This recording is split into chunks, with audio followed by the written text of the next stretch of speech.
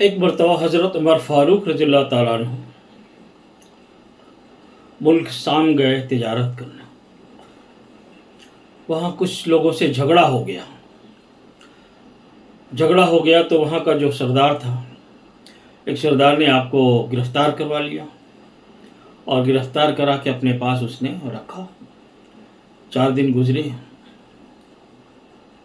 آپ کو موقع ملا، اس سردار کو آپ نے ایک ڈنڈا مارا، وہ مر گیا. آپ نے وہاں سے بھاگ لیا. اب آپ کے پیچھے مجمع دوڑ پڑا.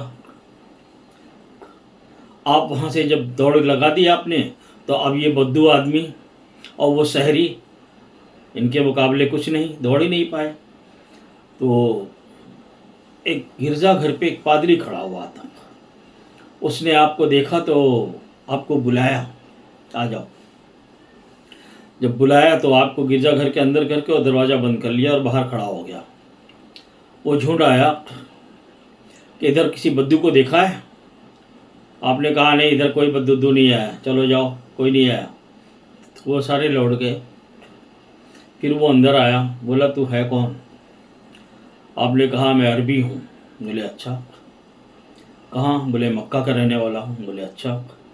بولے تیرے مکہ شہر میں کوئی ایسا اعلان ہوا ہے کہ کوئی نبی آیا ہے، آخری نبی؟ آپ نے کہا نہیں. بولے ایسا وقت آئے گا، آخری نبی آئیں گے. اور آپ کو دیکھ کر وہ کہنے لگ گیا، ان کا ساتھی ہونا تیرا بنتا ہے، تو ان کا ساتھی ہوگا، اور تیری حکومت ہوگی، تیرا لشکر ہوگا، تیری فوج ملک شام کو فتح کرے گی. آپ نے کہا میں ایک غریب آدمی روزی روٹی کے لیے کمانے آیا اور یہاں ایسے مسئلہ پیدا ہو گیا. کہاں تو مجھے بادشاہ بنا رہا ہے، میری مذاق اڑا رہا ہے. تو اس نے کہا نہیں، میں مذاق نہیں اڑا رہا ہوں.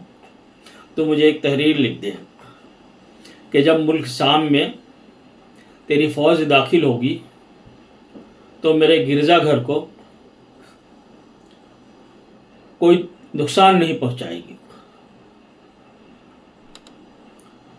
آپ نے کہا میں کہاں غریب آدمی ہوں. بولے اس نے کہا کہ آپ کو لکھنے میں کیا آتا ہے، آپ لکھ دو نا.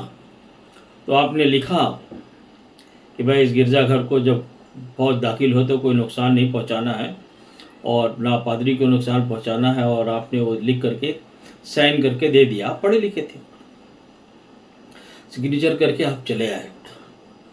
جب وہ دور آیا، جب فوج ملک شام میں داخل ہونے کا وقت آ گیا، تو آپ نے پھر وہ پرچہ ابو عبیدہ کو دیا، جو سپہ سالار تھے اس وقت کے میرے خیال سے، کہ اس گرجا گھر کو کوئی تکلیف نہیں پہنچانا، کوئی ضرب نہیں آئے.